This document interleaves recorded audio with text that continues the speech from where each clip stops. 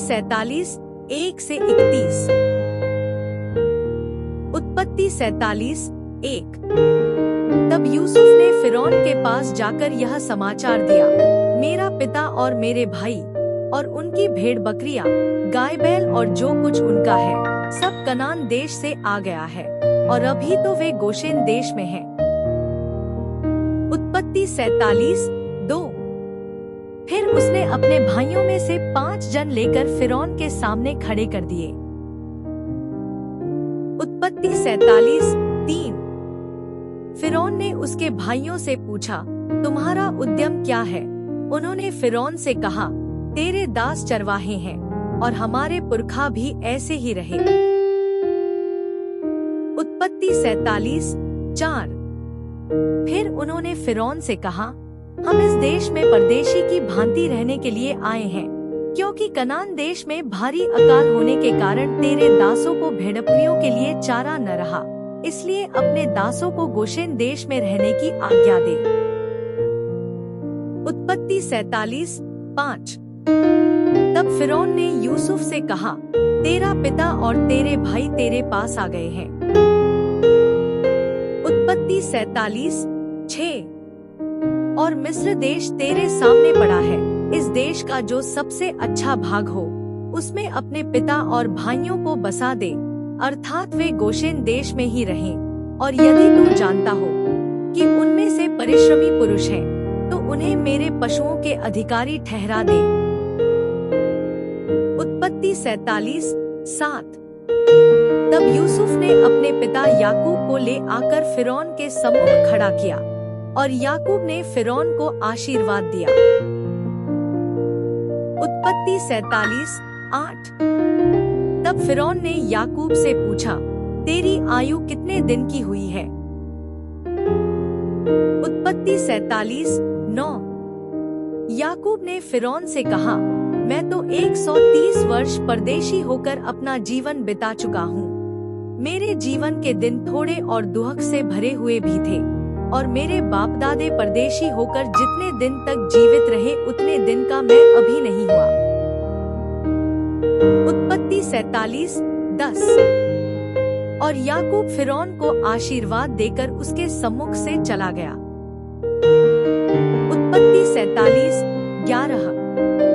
तब यूसुफ ने अपने पिता और भाइयों को बसा दिया, और फिरौन की आज्ञा के अनुसार मिस्र देश के अच्छे से अच्छे भाग में, अर्थात रामसेस नामक प्रदेश में भूमि देकर उनको सौंप दिया। उत्पत्ति 47 12। और यूसुफ अपने पिता का और अपने भाइयों का और पिता के सारे घराने का एक एक के बाल बच्चों की गिनती के अनुसार भोजन दिला दिलाकर उनका पालन पोषण करने लगा। उत्पत्ति 47 13। उस सारे देश में खाने को कुछ न रहा, क्योंकि अकाल बहुत भारी था, और अकाल के कारण मिस्र और कनान दोनों देश नाश हो गए। उत्पत्ति 47 14। और जितना रुपया मिस्र और कनान देश में था, सबको यूसुफ ने उस अन्न के बदले जो उनके निवासी मोल लेते थे इकट्ठा करके फिरौन के भवन में पहुंचा दिया। उत्पत्ति 47 15। जब मिस्र और कनान देश का रुपया समाप्त हो गया, तब सब मिस्री यूसुफ के पास आकर कहने लगे, हमको भोजन वस्तु दे, क्या हम रुपए के न रहने से तेरे रहते हुए मर जाएं? उत्पत्ति 47 16। यूसुफ ने कहा, यदि रुपए न हो तो अपने पशु दे दो, और मैं उनके बदले तुम्हें खाने को दूंगा। उत्पत्ति 47 17। तब वे अपने पशु यूसुफ के पास ले आए, और यूसुफ उनको घोड़ों, भेड़बकरियों, गाय बैलों और गधों के बदले खाने को देने लगा। उस वर्ष में वह सब जाति के पशुओं के बदले भोजन देकर उनका पालन पोषण करता रहा। उत्पत्ति 47 18। वह वर्ष तो यूं कट गया। तब अगले वर्ष में उन्होंने उसके पास आकर कहा, हम अपने प्रभु से यह बात छिपा न रखेंगे कि हमारा रुपया समाप्त हो गया है, और हमारे सब प्रकार के पशु हमारे प्रभु के पास आ चुके हैं। इसलिए अब हमारे प्रभु के सामने हमारे शरीर और भूमि छोड़कर और कुछ नहीं रहा। उत्पत्ति 47:19। हम तेरे देखते क्यों मरे और हमारी भूमि क्यों उजड़ जाए? हमको और हमारी भूमि को भोजन वस्तु के बदले मोल ले, कि हम अपनी भूमि समेत फिरौन के दास हो, और हमको बीज दे कि हम मरने न पाए, वरन जीवित रहें और भूमि न उजड़े। उत्पत्ति 47:20। तब यूसुफ ने मिस्र की सारी भूमि को फिरौन के लिए मोल लिया, क्योंकि उस भयंकर अकाल के पड़ने से मिस्रियों को अपना अपना खेत बेच डालना पड़ा। इस प्रकार सारी भूमि फिरौन की हो गई। उत्पत्ति 47:21।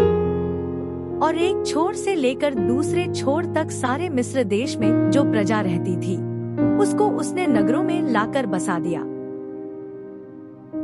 उत्पत्ति 47:22। पर याजकों की भूमि तो उसने न मोल ली, क्योंकि याजकों के लिए फिरौन की ओर से नित्य भोजन का बंदोबस्त था, और नित्य जो भोजन फिरौन उनको देता था वही वे खाते थे। इस कारण उनको अपनी भूमि बेचनी न पड़ी। उत्पत्ति 47:23। तब यूसुफ ने प्रजा के लोगों से कहा, सुनो, मैंने आज के दिन तुमको और तुम्हारी भूमि को भी फिरौन के लिए मोल लिया है। देखो, तुम्हारे लिए यहाँ बीज है, इसे भूमि में बो। उत्पत्ति 47:24।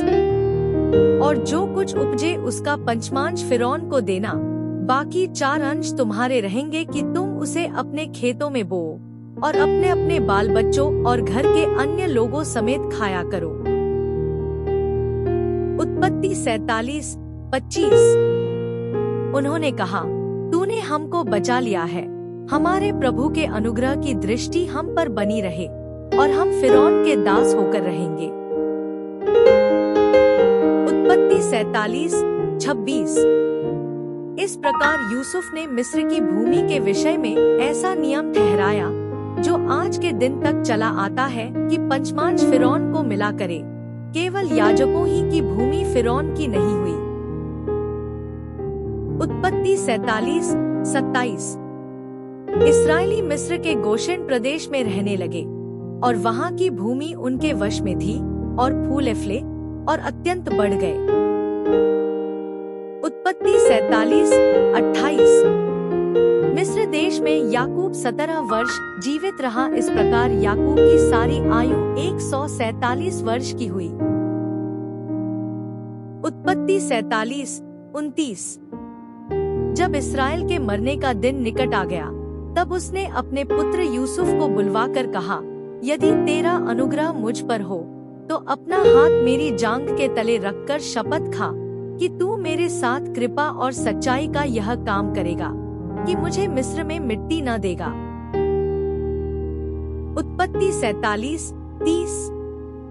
जब मैं अपने बाप दादों के संग सो जाऊंगा, तब तू मुझे मिस्र से उठा ले जाकर उन्हीं के कब्रिस्तान में रखेगा। तब यूसुफ ने कहा, मैं तेरे वचन के अनुसार करूंगा। उत्पत्ति 47:31। फिर उसने कहा, मुझसे शपथ खा। अतः उसने उससे शपथ खाई। तब इस्राएल ने खाट के सिरहाने की ओर सिर झुकाकर प्रार्थना की।